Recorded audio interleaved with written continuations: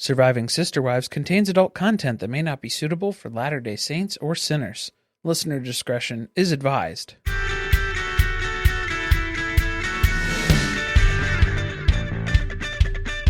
Hello and welcome to Surviving Sister Wives. I'm Corey. And I'm Carly, and this is Season 20, Episode 15, the season finale.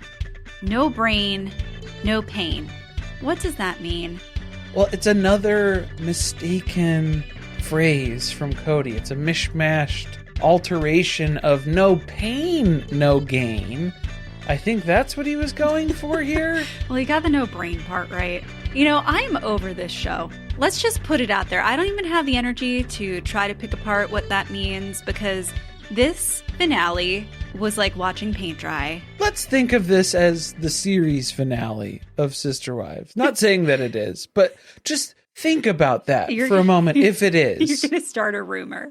Well, I'm just saying, let's run the thought experiment, the exercise, as it were, that this is the final new episode of Sister Wives that you will ever see. And that's it. There's no more story to be had. This is where we conclude everything. How do we feel about that? Yeah, not so good. Probably wouldn't enjoy that. I'm not sure what production is doing here. Wasn't that the excitement we had midway through last season was that they switched production companies and how great this was going to be because we didn't have the producer who was friends with Kody working on the show anymore. So we'd get more honest storylines. What happened to that? I don't know if there's honest storylines to be had here anymore, just in general. No, I think we talked about that. Didn't we on Mediocre Down on Patreon about how this has always been a dishonest show? But that's what intrigued us about it, was watching the dishonesty while we were figuring out what was actually going on, reading between the lines. Yeah, you had to figure it out for yourself. Yeah. Based on these hidden messages, the things that they're saying without saying them, but you know what you're saying because it's also in reference to that other thing that we mentioned, maybe talked about before, remember? But now we're just it doesn't hit back like it used to. This felt like a season where it was a new production company where they were like, wow, I never knew that about this show because you guys didn't watch it? Because like this stuff has already been addressed. Why do they keep trying to talk about the family tree? So many times. Why are we trying to find more ways that Kody is related to people he was married to?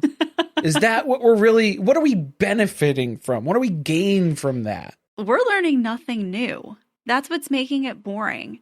And then I'm starting to become more and more convinced that they signed these NDAs and they're not allowed to say anything about this man on TV anymore. And if that's the case, just don't even come back again. Just don't even give us a season 21. How are you going to have not a custody hearing one, it's the child support court drama that would be in season 21 of Christine receiving financial compensation for raising Truly now on her own with her new husband. No, I think they skipped over that. It's just like, well, because how could you have that storyline if Christine is unable to speak ill of Kody? Yeah. No, that's why I say I strongly stand by that if somebody is on a reality TV show and they make someone else on the show sign an NDA, that person should just be kicked off of the show. The person who signed or the person who forced the person who's forcing people to sign NDAs. You shouldn't be able to, as cast members, to just willy-nilly. Why isn't that an overarching thing of like the production company should be like, yeah, you guys can't have your own backdoor deals here, Kody. Go figure. We have to establish that now because it's been circulating this entire season, what you've been up to.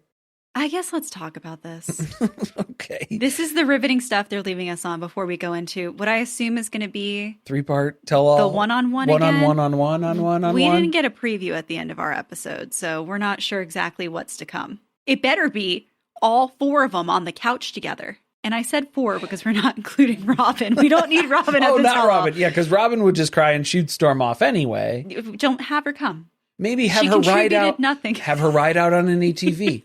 And then if she wants to storm off, then you say, all right, well, you have to get on. You gotta leave the same way you came in. You gotta the same way you came in. Here's your helmet. And you gotta go real quick, though. Hurry, hurry, hurry. And then you stress her out making that decision, and then she accidentally floors Bucks it. that thing. Woo!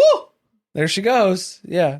I desperately want to produce one of these tell-alls. One big couch and a couple of ATVs. The biggest couch you've ever seen. That way they have to really decide where they're going to sit. Oh, yeah. It'd be like a Davis family couch. Exactly. All right. So we're picking back up with Janelle because they're trying to make the stakes seem like they're more serious than they are with the spiritual divorce. Oh, right. Yeah, because basically she just walks in and then she just comes right back out. Well, they said 2 hours later, and I was like, did you mean 20 minutes? Did you mean 20 minutes later? Because I think that the content of the meeting, that was them talking about the spiritual divorce, was 20 minutes. The rest of that time was just Janelle catching up with people.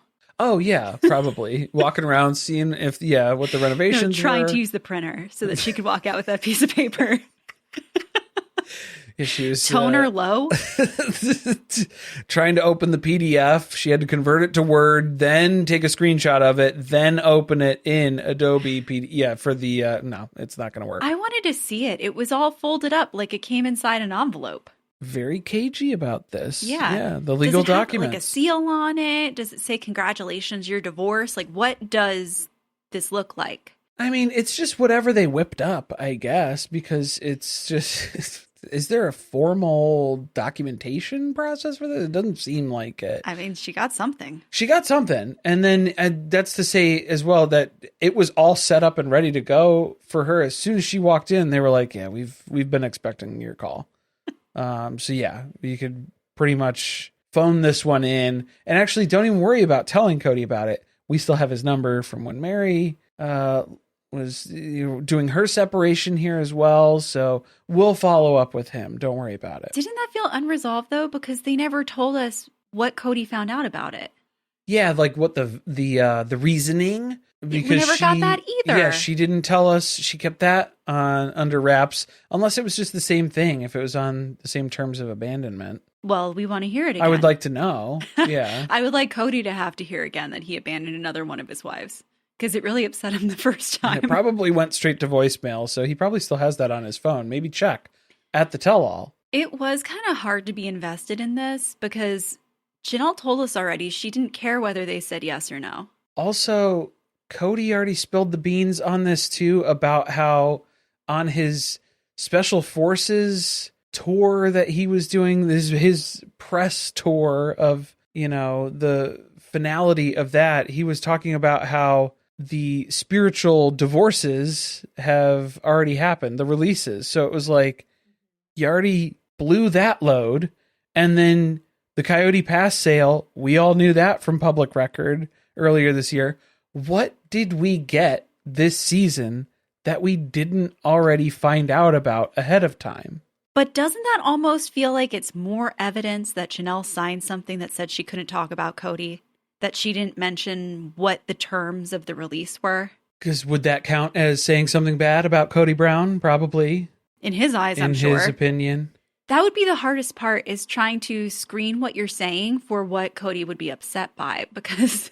It's hard to tell. It depends on the day, and that is inconsistent at best. Yeah. So then Janelle meets up with Meri. She did actually take her up on the offer to talk about the spiritual release. And they meet up at, what was this? The Divorcee Cafe. Divorcee Cafe. It's related to the family cafe. Destination spot, different. Yeah, Jenny's in the back trying to figure out how the cappuccino maker works. Okay, I downloaded this game where you pretend to own a coffee shop, and I am already very well versed in how to use the espresso machine. You got to pack it real tight. Yeah, I feel like I could walk into Family Cafe and take that job over from Jenny any day. And start giving people their full currency amounts back as change. Yes.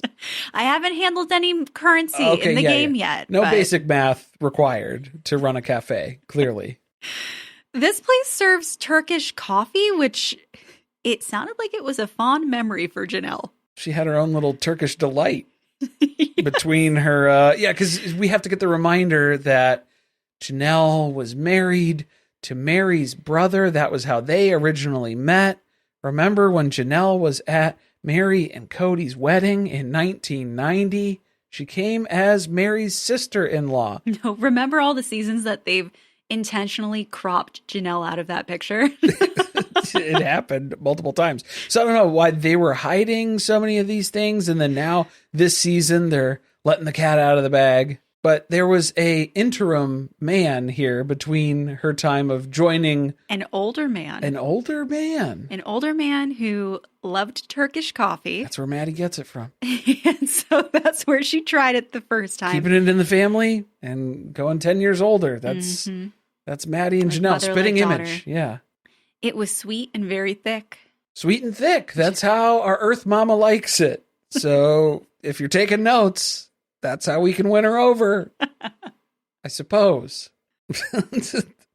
What was the basis of this? This is just them comparing notes on the apology tour? It was another letdown where I thought, here we go. We're getting some of the wives together and they're going to talk about what they thought about Kody's apologies. But everyone's sugarcoating it in this episode. Well, I think that's the whole point. Like, that's been Kody's entire existence, is just keep everyone confused who's involved. Yeah. So then that way, nobody has any assessment for what's going on. The experiences were vastly different because Kody, throughout his apology to Janelle, he's telling her repeatedly, I thought you'd be more upset about this. I thought you'd be mad at me. And she was like, oh, I don't even care. Okay, that's what I think messed up this entire conversation. Because first, the two of them were giggling together about the tour and how funny they found it. But then Janelle said that Kody thought she would be madder. And I feel like Meri was like, oh. Oh, I was mad. Yeah, you weren't. You didn't get mad? You weren't angry? You guys didn't have a fight? You didn't. Oh, okay. So we appreciated this. Like, we weren't on the same page about this, I think is what. Yeah. And Meri put those walls right back up. Oh, yeah. And I'm not going to tell you what I else. said. Yeah, I'm not going to tell you what I said. Whereas I would have loved for her to have said to Janelle, oh, really? Because it didn't go so well between us. I was upset. Yeah, I got mad. We were triggering each other from the moment that we saw each other, according to Kody. Janelle hates Kody and Robyn, right? Yeah. I'm not sure which one she dislikes more. It's kind of just equal. Yeah, it's like they're the same entity now for her. Picking that up because it doesn't feel genuine every time she says they can have their happy little life over there. Over there. Far away from me. Not over here. Across the over country. There. Very dismissive, but an appropriate level of dismissiveness, I think, for where she's at. Janelle was kind of like appreciative, though, of some of it. She was saying like there were parts of it that she could hold on to and really find value in. And Meri was like, yeah, I didn't get a lot of those. Yeah. I pretty much threw the whole thing out. No. The furniture, sent it down the river. Yeah. With the apology.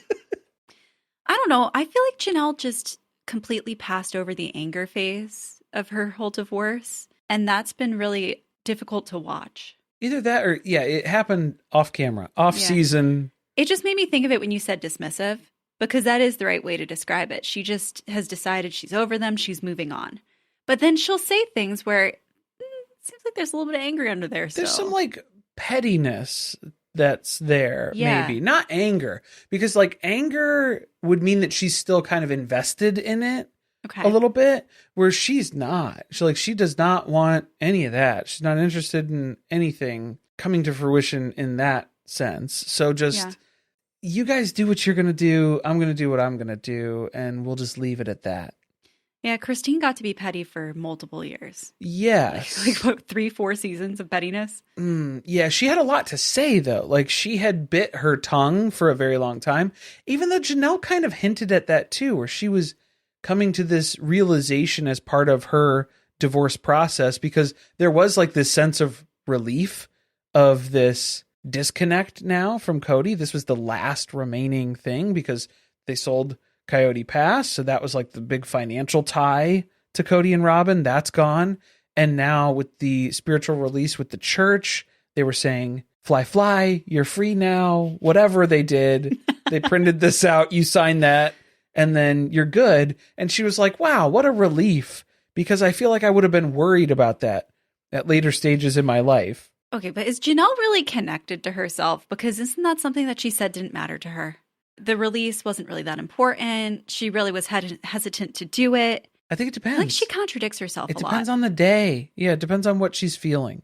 If she's really in a God-fearing sort of mode, then she's like, I have legitimate concerns that I could spend eternity with Kody.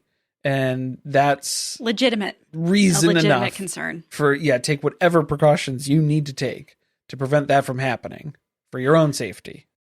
The next thing that happens is Christine throws Janelle a divorce party because now she's, I guess, she hasn't officially been divorced in the eyes of Rob and Alice Brown. No. But she's on her path that way. Unless you count, this is a big contradiction that we'll have to get into at the tell-all, probably, definitely not, asking Robyn, can the divorcee dick be the dick that sets you free in the divorce then?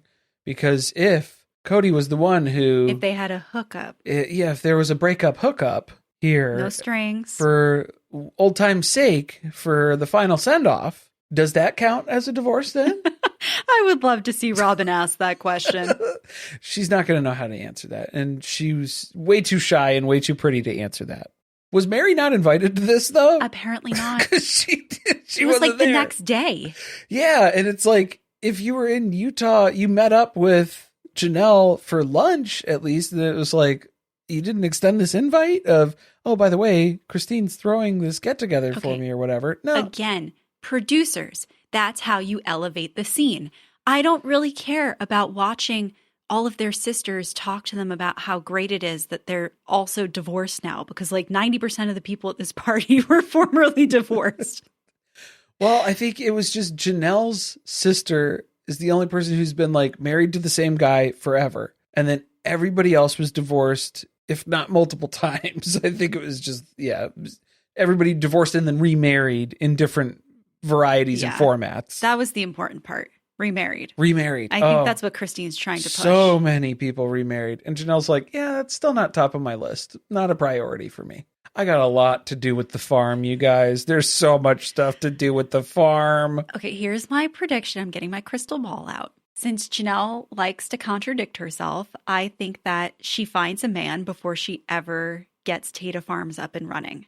And I hope we see it next season. And that, my friends, would be the poetic justice for Maddie starting that podcast with her friend and bailing on her after 6 episodes. Because, yes, Janelle this would will be out. Janelle saying, thanks anyway, I'm actually moving to Cabo where he's going to sell surfboards. And that's my retirement plan now, by the way. See ya. Thanks anyway. Thanks for framing the house here for me on the land, but might want to put a for sale sign out front. I kind of hope that Janelle doesn't get remarried, or at least doesn't rush into it, because I was getting a little irritated at the conversation at the table. It just felt like everyone was trying to really sell this idea of what your second shot at love looks like. Well, this would be her third. This would be her third, technically. She's like, yeah, guys, that's how this conversation should have shifted. Kody was my second marriage, you guys. I'm good. Why are they talking about it like it's the first divorce she's had? No, didn't go great. This is second divorce party. Third time's the charm, maybe, is how you could spin that. But with all you guys talking about how, the second marriage is where the joy is at, then I'm done. Okay? I don't want to try again. Didn't happen for me. No. I would love to see her in a relationship where they just go out, they're partners, they spend time together, but they don't have to be married. Okay, yeah, are we going to build a man for Janelle? What would that look like? Because I think we've tried to do this with He's into Meri. fly fishing. Yeah, he's outdoorsy, right? Outdoorsman, hunting, fishing type sort of guy. But more like granola crunchy sort of nature guy. Into horticulture. So like maybe not so much like hunting, fishing. Maybe fishing as a necessity, as a survival skill. Long ponytail. Seen ponytail. Yoga, I feel like yoga's got to be a big... But yoga tie-dye is going to be like granola crunchy. You know what I'm saying? Like no, that not sort really. of... Yoga tie-dye, granola crunchy? You don't know what that means? No. Please tell me in the comments that you understand what I'm saying. I know crunchy, but I didn't know what's granola yoga crunchy. tie-dye. You know, like yoga tie-dye? Yeah. Like yoga's a big part of what he's doing, and then he's always got a tie-dye shirt on. Okay. Yeah. I think that yoga's a lot of work for Janelle. Oh, I'm not she's saying not that interested in it. I'm not saying that this is of any interest to Janelle. This is the man. Personal this interests. is the man. Yeah. Okay. I think we saw the evolution of her new coaching business in this episode, where she was talking about how it's like she's writing a new chapter. Second chapter life coaching. It was almost like we went straight into an infomercial. Call now. She would have if she could have. You have to. By the way, do not sign up for those life coaching intro classes just because you're interested in what Janelle has to say. They're not very good. It's very expensive, and she will continue to text you. Spam. It's spam. That's what it is. That's what it comes down to. What was up with Sister Peyton? I was frightened Christine's sister. Her sister's manning the spice bar, which is like what? It's like a salsa bar with the least spicy accoutrements possible. Yeah, there was a lot of salsa verde out there on the table, so it didn't seem too spicy to me. Was this like they were trying to do like a Hot Ones interview with Janelle, but they weren't able to get Sean Evans on for it, or like, I don't know. It seemed like it was kind of going for that route, but they didn't really do that either. It was like the hottest sauce that they were able to find was Cholula, which is not smoking hot, you guys. It's basically like a vinegary Tabasco. Did anyone even consume any of it? Yeah, I mean they were dipping some salsas there. Just the tip of the tip of the chip. That was tip of the chip, tip of the tongue. That was it. It looked like Peyton though. I was frightened.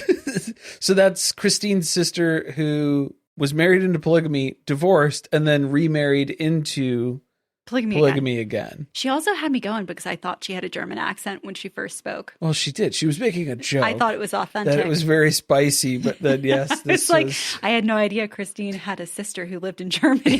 If this is our first impression of you, then yeah, that is coming with a whole other frame of context, I think. So the party involves the spicy stuff and then temporary tattoos. Oh, right. Yes. And it's a spontaneous activity that Janelle is getting to do now that she's divorced. Okay. Yeah. See, this is the part where Janelle was like, oh, there was all these things that I suppressed that I wasn't able to do and that I felt like doing. And it was at the expense of my personal choices there because it was for the greater good of the family type of a thing.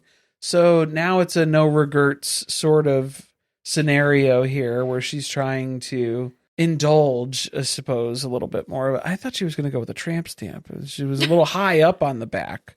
I thought she was going to go a little lower. No, that's exactly where I would have expected it. You think so? Yep. Just right in the middle? That or an ankle tat. So, well, I think for her, she was like, oh, so I don't have to see it, but you guys can. So there you go. You guys can be entertained by it.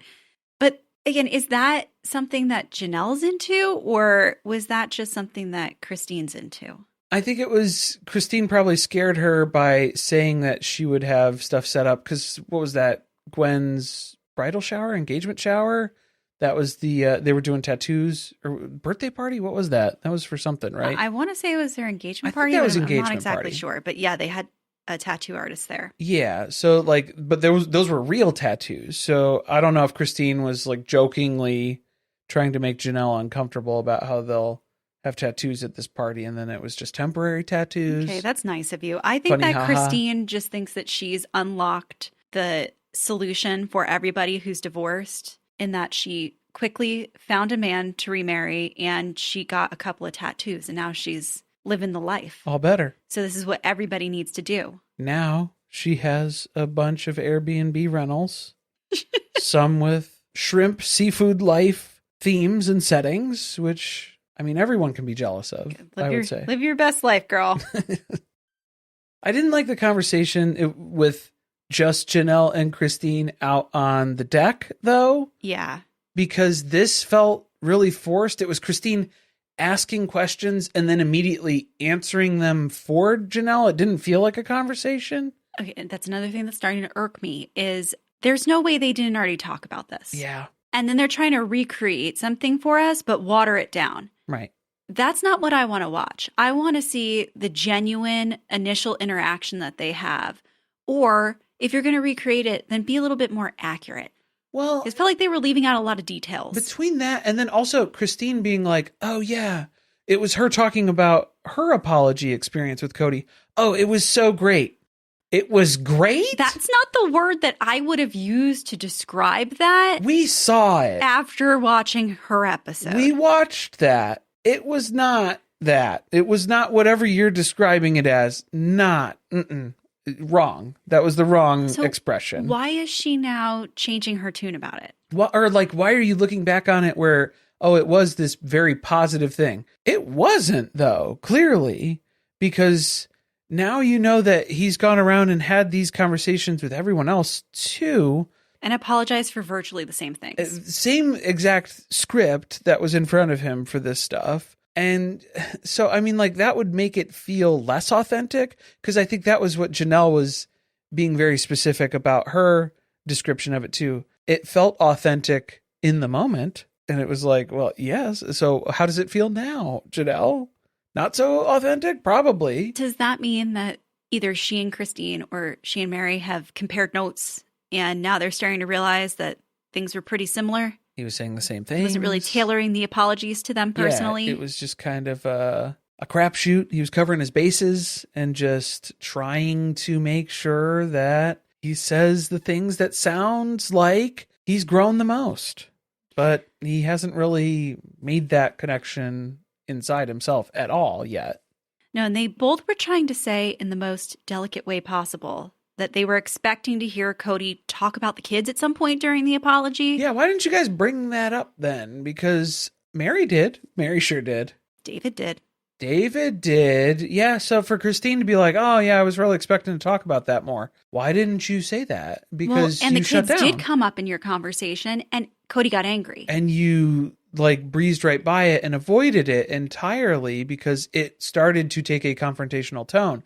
But I think that was because David couldn't push that issue more. It's not his kids. And then he's throwing an accusation at Kody. He's not going to be able to take him to task on that. Christine would need to say that because it's your kids. The person that you are talking to across the table is the father of your children. So, like, you need to talk about that with him. I don't know. Once again, I kept thinking, did they sign these NDAs? I mean, like, I don't know. It doesn't, there's nothing definitive about it, obviously. Can't say for sure. But, like, we've seen these two talk about Kody before, and the vibe was different. How?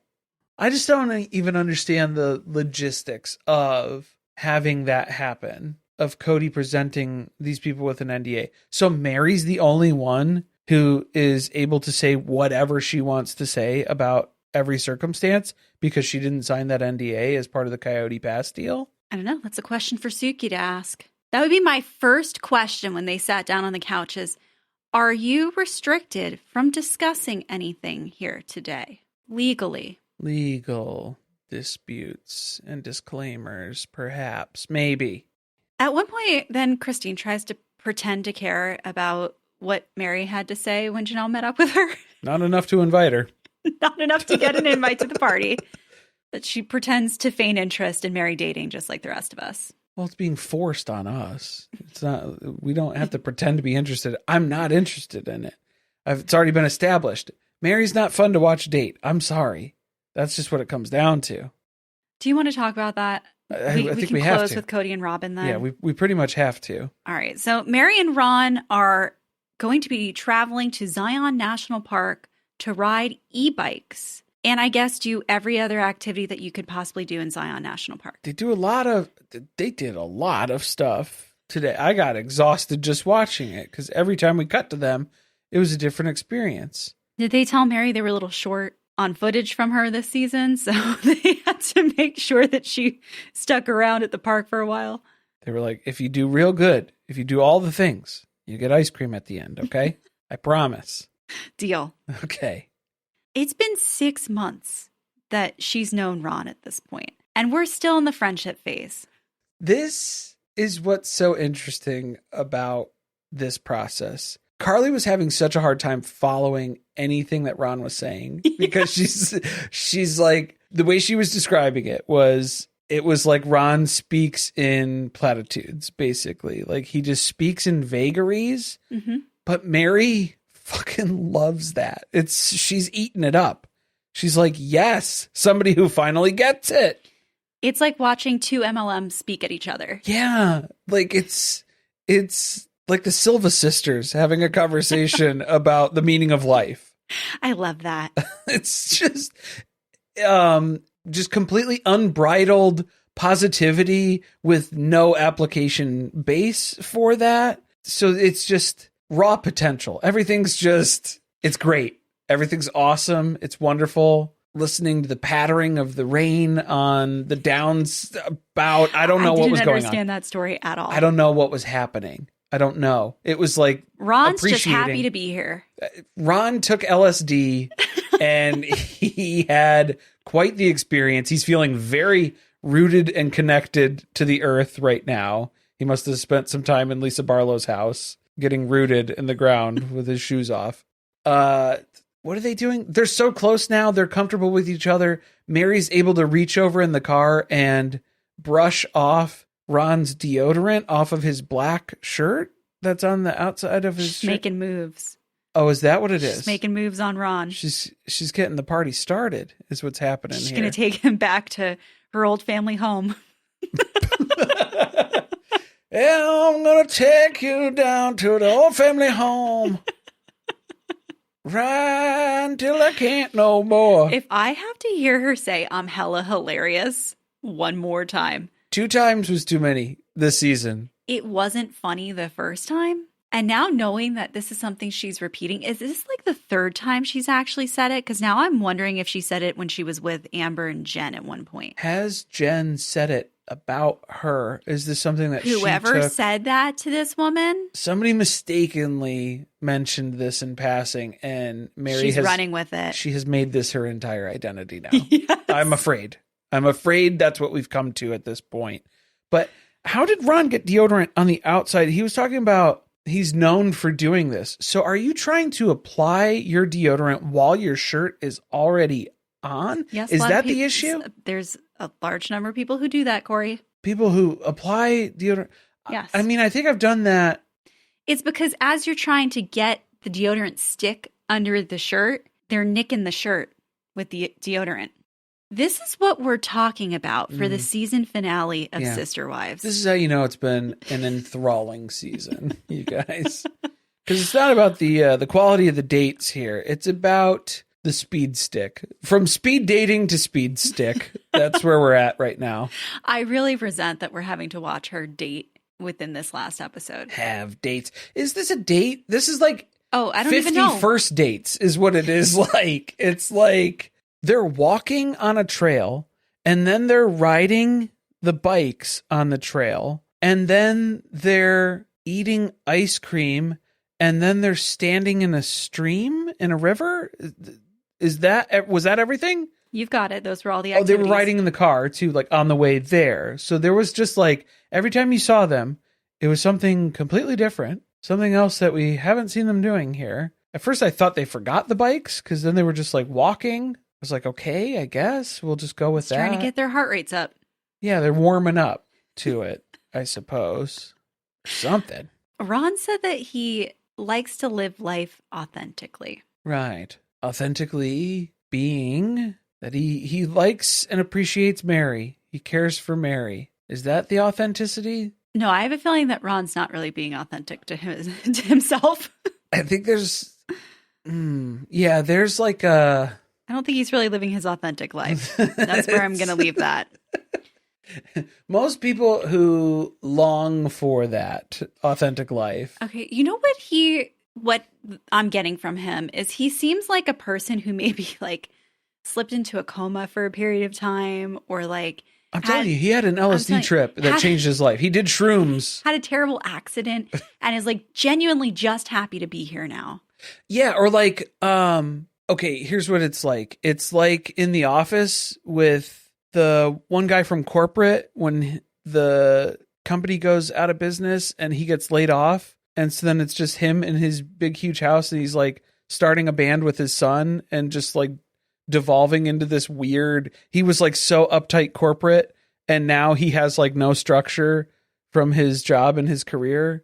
Is that David? Is that who it was? Yeah. Okay. Yeah. David Wallace. David Wallace. He's like David Wallace after the layoff. It's kind of like that, right? Where it's just We need Ron's backstory because something happened to this something man. happened. Yeah. Why can't we learn more about him? And then also, why isn't Meri learning more about him? Shouldn't Meri be learning things? Oh, she doesn't want to ask any questions. She doesn't want to learn too much because then she has to give up some information. And then She's it's still like answering things from speed dating. yeah. That was 6 months ago. He's like, hey, you remember the first question that I asked you at speed dating?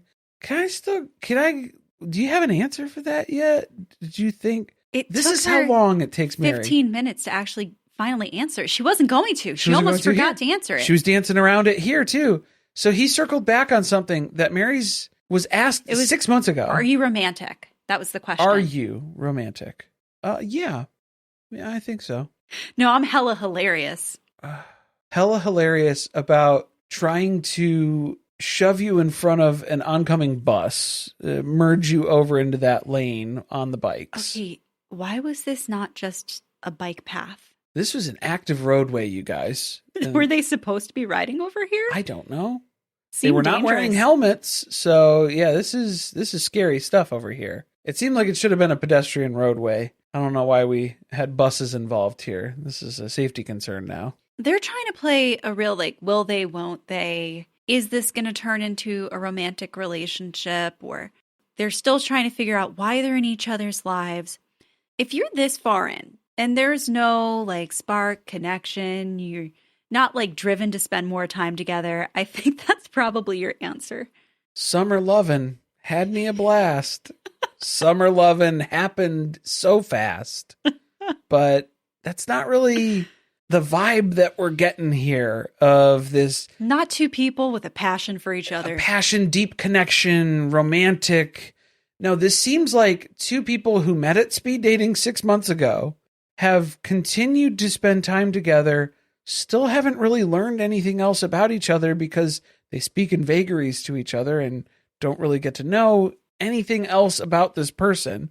And now they're looking at each other 6 months into the relationship and saying, this should probably be more than this, right?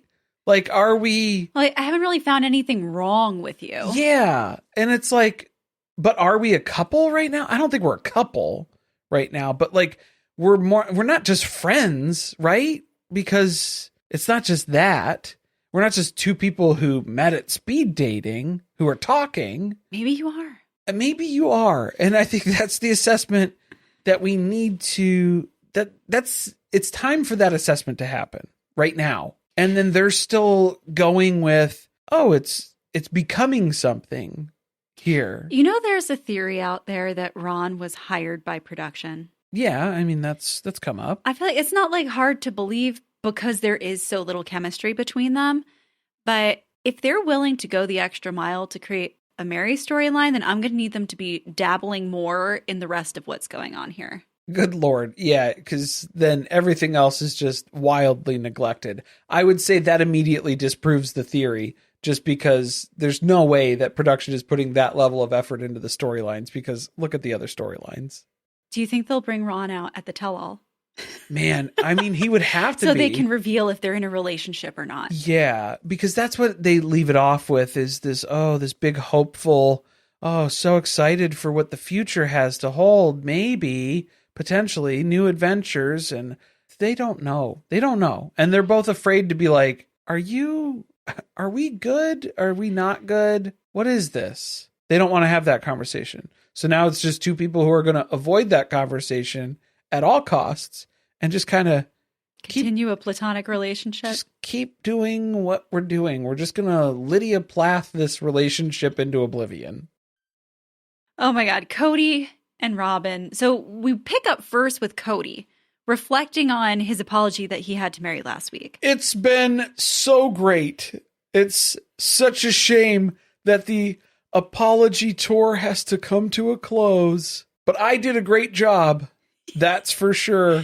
He's so proud of the fact that he and Meri were able to de-escalate the situation. Right, because it immediately escalated when they saw each other, and then they were able to de-escalate. I'm really starting to question if I watched all of the same apologies as everybody else who was in them. I mean, that one, they were triggering. It went pretty bad. They were triggering. Right? that's why it was good to watch, was it went badly. It was not a good performance on either end. He knew. Well, I take that back. It was good on Meri's end because she held him more accountable than he wanted to be. And it was good for Janelle. She needed a cigarette after. And so I think the route that we went here for the Kody Meri apology was that they started off bad because they were immediately arguing from the onset in the parking lot before they even got over to the car or got away from the cars over to the picnic table. So once they did sit down, then Kody was still taking cheap shots. So it was all over the place. It was still back and forth. He thinks he's in a better place with her now. He is seeing this as an improvement from where they were because, I mean, it's not moving day, moving to Parowan high. That's not where we're at. That was the best of the best. We left it off on such a good note. It was nothing but positivity between the two of us. The best time they had in 30 years. We got all that frustration and tension released in the appropriate ways as needed there. But now, after that, it just went straight to the bottom. And so we had to repair it. We had to build it back up. So now is better than it was. I think that's completely diluted. I don't think you're in a better spot. No, if anything, I think that continued to worsen Meri's opinion of him as a human being. Yeah, but I think for him, he's like, okay, well, from his ego perspective. I got her to sign the NDA in the parking lot, so. I don't think she did. I don't think Meri's signing shit from Kody. Nothing. She better not. She's not. She's like, yeah, send it to my lawyer if you want. She's only talking through liars now. That's hilarious. That's hilarious. That's Meri. hella hilarious. So Kody has big plans for today. He's going to be taking Robyn to the cinder mines. Oh. Also known as their backyard.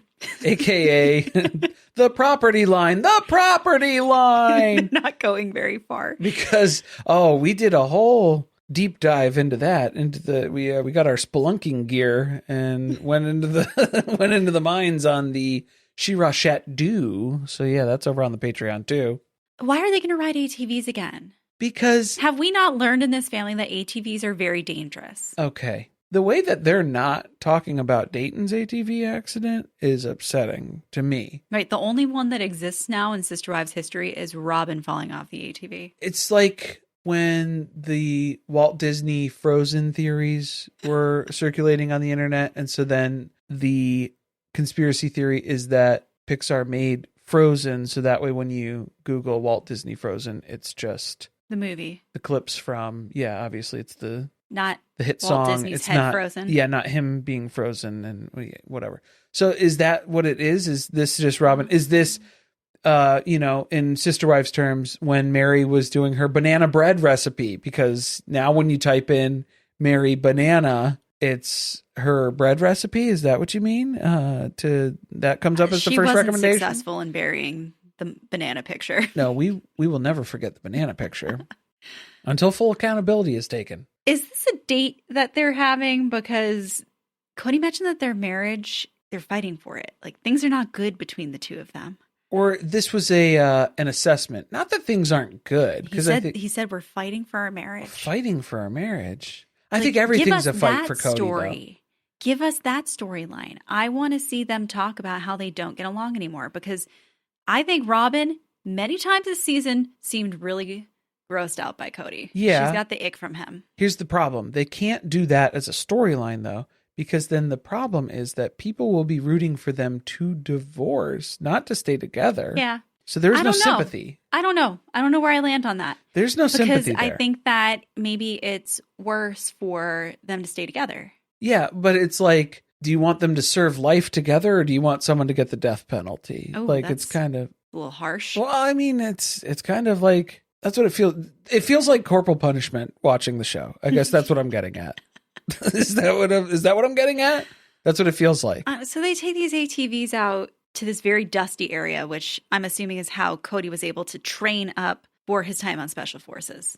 He spent a lot of time out here. Yeah, it's like training at higher altitudes, probably. You can't breathe for shit.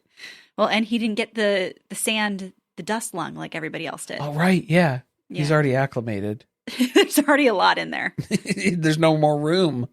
So he's trying to kick up dust with the ATV. First of all, he had to give Robyn an entire lecture before they left because she hurt herself last time. Yeah, because we're not going to be going like this anymore. We're going to be doing a lot of this, maybe, said. Maybe a little bit of this. And some of that. Maybe some of those. Maybe. There are some hand gestures happening If here there's for those time, of you who can't see. If there's time, we'll see. Janelle was able to make time. That's all Janelle I'm made saying. time. So as he's, I don't know, turning around, I've never You don't ridden an know. ATV. They're too scary to me. He's burning rubber. He gets caught underneath the ATV, kind of. He Kinda. falls over the side of He it. tipped- Robyn makes it sound like he got pinned underneath He tipped it over. He was riding stupid, and then he tipped it over. He dumped it. It's not good for your body. When that ATV goes over, it's not good for your body. Okay, the thing that scared me the most about this whole thing was when he picked the ATV up like the Hulk and flipped it back over. Yeah, he hulked it. He had to... I feel like he ended up compressing his spine a little bit as he was doing that. I think he peed a little bit, too. He pushed a little too hard, and he Probably. was like, uh-oh. Oh, no. Trying to impress her once again. I mean, I know ATVs are heavy. I haven't had to flip one over, though, so I That don't know. looked really heavy. It looked very heavy. Robyn just kind of watched in horror. Yeah, Not at him falling off, at him flipping that thing back onto the tires. Yeah, like getting it back upright. Yeah. I was really hoping that Robyn, in her haste to rush over and check on Kody, that she would just full bore, just plow right into him, just run him over. Forget to hit the brake. Once for good measure. I couldn't see you through the dust. So first off, she's annoyed that he didn't listen to his own advice that he gave her, and he ended up getting hurt. Also, What was the advice? Don't flip over? That wasn't it. It was we're not about- going to ride at each other. They weren't riding at each other. whatever he did, he was being stupid. Okay. You know, he made it seem like she couldn't ride an ATV. Well, clearly. And then here we go with his own accident. That's karma. This felt forced. This felt like recycled. This felt like... I didn't need to see it again because it wasn't as good when Kody fell off of it. No, it seemed like it was a toddler reenacting something that somebody else... It happened to mom, and it was funny because she wasn't trying to have that happen. It just happened. Oh, And now the toddler comes barging into the room and is trying to replicate that for attention. so here's a theory. Do you think that she was so mortified by that happening last season that Kody was like, it's cool. I will now get thrown off an ATV and everyone will forget that that ever happened to you. That's giving Kody too much credit, that it was his idea to replicate this. I think production was like, that got engagement. That was pretty big. That was a good moment. Show it again. So people don't like Kody. It's your turn now. Yeah. We're going to try to have lightning strike twice here. I kind of think Robyn was rooting for the ATV. That's what I'm saying. I thought she was going to finish the job too. And then that way she'd be able to get a nice Civil War photo of Kody in the hospital bed too. Maybe we could pencil sketch Dayton in on the side there or something. I don't know. Make a memory, while we're at it. That's still one of the funniest pictures. It's terrifying. It's horrifying. So if you thought that the apology tour was over, it's not. Psych! We have one last stop. Yeah. And this is the one that he thinks is the most important apology of all of the apologies that he's given. The apologies have been coming from inside the house. It's Kody's apology to Robyn, which I mean, I'm sure Kody should be apologizing to Robyn. I'm sure he's been unbearable to live with and deal with as a person, as a partner, as everything. I'm pretty sure he has things to apologize to Robyn for. That I don't doubt. Yeah, I didn't want to see it. But to cap it off and like, oh, this is the most important one. Also, it was weird I wasn't able to ask this. Do you forgive me? Why didn't you ask that in the other ones? Because that would have been too vulnerable. That would have given them an opportunity to say, no, I don't. Because he and Janelle went out back. Well, Christine walked out before he was even able to finish apologizing. I for forgot what I everything. was going to apologize for. And he didn't really want forgiveness from Meri. He didn't want to ask Meri because he knew the answer would be no. Yeah. That's what it comes down There to you for go. that one, I think. So asking Robyn directly, do you forgive me? And then, of course, yes. Don't you think this is just continuing to hurt your kids? To elevate even the apologies where it's like, but I most owe importantly, Robyn the biggest apology of all. And the whole point that they've been trying to make is that Robyn was put on a pedestal above everybody else. Yeah. Robyn's needs were more important than everybody else. And then here we are making sure she gets the biggest and best apology. Feels like the point was missed. To be fair, I mean, it didn't feel like that spectacular of an apology. No, because they scripted it all between the two of them. Yeah. They knew how they wanted this to go. I get the sense that they think that the apologies went well, which is maybe because Robyn wasn't present for them, so she's only getting the secondhand information from Kody. That Cody's telling her it went really well. It was great. So they think the cherry on top of this redemption tour for Kody will be this conversation between them. Right. Because even Robyn's talking about how, he's really seems to be getting better now that he's been able to take accountability for everything. For what? Like, they were the most pathetic apologies that he could possibly issue. Bare minimum. And he didn't apologize to his kids. That still remains to be the bigger issue here. Yes. He's like a phoenix rising out of the ashes, though. Like a $8,000 figure statue on the countertop here. We all assume that statue that's in their house had to be a Robyn thing. Yeah. Now it feels like it's a Kody and Robyn story. It's a relationship thing. Yeah. Yeah. About the two of them being burned. And that was his original muse as well, was Robyn was the phoenix rising from the ashes from her divorce. And that was the inspiration for the Kody design, My Sister Wife's Closet necklace that he made for her, was the phoenix. Mm-hmm. So now it applies to both of them because they've both experienced divorce now. It's only brought them closer together, probably, right? Or something. I was just grossed out by the whole apology and then him asking if she forgives him. Of course, the answer is yes. But then he said, thanks for being loyal. That's all he wants, right? I think this is all, that's what everything's been about, is that this is all that Kody cares about, is blind loyalty above anything else. He's always prioritized that. I want to say that's what it's about, but then Robyn cries and makes the whole thing about herself and her past divorce. Because don't forget, Robyn is the original cast member of Sister Wives who has experienced divorce. We keep forgetting about Janelle. Janelle has been divorced. She's not the only person here who has experience. Toxic. Oh, it's a toxic time in your life. Right. Doesn't she know? She was the toxic one, wasn't she? Yeah, most of the time.